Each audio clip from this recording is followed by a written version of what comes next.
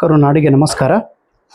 KSET 2025 ಪತ್ರಿಕೆ 1 unit 8 ICT ಇದರಲ್ಲಿ ಬರುವ 100 ಇಂಪಾರ್ಟೆಂಟ್ ಕಾನ್ಸೆಪ್ಟ್ ಬಗ್ಗೆ ನಾವು ನೋಡ್ತಾ ಇದ್ದೀವಿ.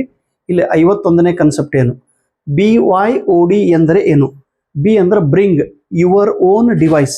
Bring your own device. It is a digital initiative which is used in higher education by government of India. Bring your own device. Bring ಅಂದ್ರೆ ತರಬೇಕು, your ಅಂದ್ರೆ ನಿಮ್ಮ, ಓನ್ ಅಂದ್ರೆ ಸ್ವಂತದ್ದು, ಡಿವೈಸ್ ಅಂದ್ರೆ ಇಲೆಕ್ಟ್ರಾನಿಕ್ ವಸ್ತು.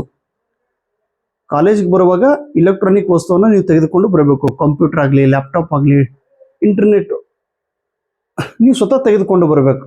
ಅದರಿಂದ ಶಿಕ್ಷಣಕ್ಕಾಗಿ ಉಪಯೋಗ ಮಾಡುವ ಸಲುವಾಗಿ. NIOS ನ್ಯಾಷನಲ್ ಇನ್ಸ್ಟಿಟ್ಯೂಟ್, ದಯವಿಟ್ಟು ಇದ್ರ ಫುಲ್ ಫಾರ್ಮ್ ನೆನಪಿಡ್ರಿ. National institute of open schooling. National institute of open schooling.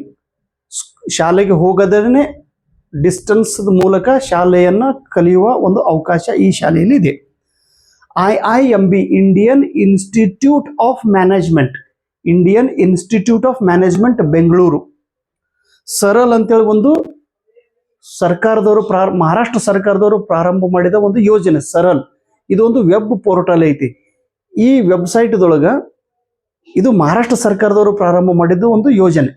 ಇದರಲ್ಲಿ ಪ್ರತಿಯೊಂದು ಶಾಲೆಯು ತನ್ನ ಶಾಲೆಯೊಳಗಿರುವ ವಿದ್ಯಾರ್ಥಿಗಳ ಮಾಹಿತಿಯನ್ನ ಈ ವೆಬ್ಸೈಟ್ಗೆ ಕೊಡಬೇಕಾಗುತ್ತದೆ. ವಿದ್ಯಾರ್ಥಿಯ ಸಂಪೂರ್ಣ ಹೆಸರು, ವಿದ್ಯಾರ್ಥಿಯ ಡೇಟ್ ಆಫ್ ಬರ್ತ್, ವಿದ್ಯಾರ್ಥಿಯ ಕಾಸ್ಟ್, ವಿದ್ಯಾರ್ಥಿಯ ಸಂಪೂರ್ಣ ಮಾಹಿತಿ, Aadhaar card number, upper ID number ಎಲ್ಲವನ್ನು ಇದರಲ್ಲಿ ಕೊಡಬೇಕಾಗುತ್ತದೆ. It is a government of Maharashtra has made compulsory for school to enter information of all the students on the web portal known as Saral. Maharashtra ಸರ್ಕಾರವು ಪ್ರಾರಂಭ ಮಾಡಿದ್ದು. Hybrid computer ಎಂದರೆ ಏನು? Hybrid ಅಂದ್ರೆ mixed computer ಅಂತ ಕರಿತೀವಿ. It is a computer system that contains both a digital and analog circuit.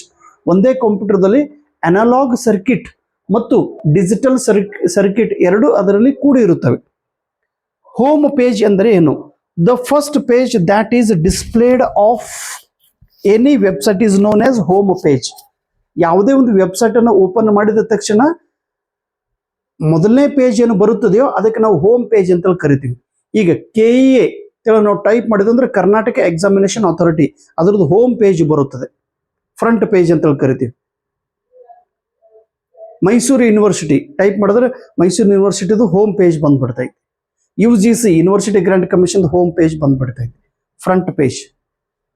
ನೆಟಿಜನ್ ಎಂದರೇನು? A person actively involved in online communities or the internet in general is described netizen. Netizen internet ಅನ್ನ ಉಪಯೋಗ ಮಾಡುವಂತ ವ್ಯಕ್ತಿಗೆ ನೆಟಿಜನ್ ಎಂದು ಕರೆಯುತ್ತಾರೆ. ಸತತವಾಗಿ ಇಂಟರ್ನೆಟ್ ಅನ್ನು ಬಳಕೆ ಮಾಡುತ್ತಿರುವಂತ ವ್ಯಕ್ತಿಗೆ ನೆಟಿಜನ್ ಎಂದು ಕರೆಯುತ್ತಾರೆ. Actively involved in online communities, online ಅನ್ನು ಉಪಯೋಗ ಮಾಡುವಂತ ಒಬ್ಬ ವ್ಯಕ್ತಿಗೆ ನೆಟಿಜನ್. ಈಗ touch screen is considered as both input and output device. It can send data and it can receive the data. Touch screen, ಈ ಮೊಬೈಲ್ಗೆ ಟಚ್ ಸ್ಕ್ರೀನ್ ಅದ. ಹಿಂಗೆ ಬಟ್ ಹೊಡೆದ ತಕ್ಷಣ, ಬಟ್ ಮಾಡಿದ ತಕ್ಷಣ ಇದು ಮಾಹಿತಿಯನ್ನ ಕೊಡುತ್ತದೆ, ಇನ್ಪುಟ್ ಅಂಡ್ ಔಟ್ಪುಟ್. ಈಗ ಸಪೋಸ್ ನಾನು ನಿಮ್ಗೊಂದು ಮೆಸೇಜ್ ಕಳಿಸೋದಿದ್ದೀನಿ ರೀ, ಟಚ್ ಸ್ಕ್ರೀನ್ ಒಳಗ ಮಾಹಿತಿಯನ್ನ ಬರೆದು ಹಿಂಗೆ ಟಚ್ ಮಾಡಿದ ತಕ್ಷಣ ಸೆಂಡ್ ಆಗ್ತದೆ ನಿಮಗೆ. ಓಕೆ, ಮುಂದೆ ನೀವು ನನಗೊಂದು ಫೈಲ್ ಕಳಿಸಿರ್ತೀರಿ, ಆ ಫೈಲ್ ನಾನು ಓಪನ್ ಮಾಡ್ಬೇಕಾದ್ರೆ ನಾನು ಮತ್ತೆ ಟಚ್ ಮಾಡಬೇಕು, ಅದು ಓಪನ್ ಆಗುತ್ತದೆ.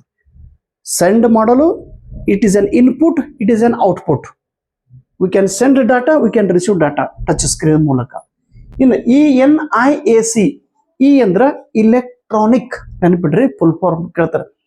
Electronic numerical, electronic numerical integrator and computer, ಇದ್ರ full form.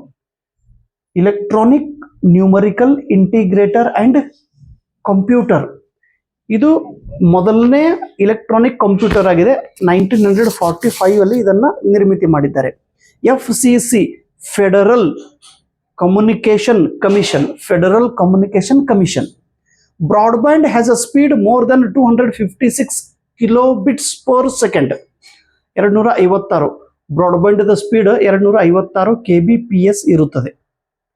Information is stored in a computer in ಕಂಪ್ಯೂಟರ್ದಲ್ಲಿ ಇನ್ಫಾರ್ಮೇಶನ್ ಸ್ಟೋರ್ ಮಾಡಲು ಇರುತ್ತದೆ. ಎದರೊಳಗೆ ನಾವು ಸ್ಟೋರ್ ಮಾಡಬಹುದು? RAM, random access memory, CD ROM, compact disc ROM, read only memory, ಇದರಲ್ಲಿ ಮಾಹಿತಿಯನ್ನು store ಮಾಡಲು ಬರುತ್ತದೆ.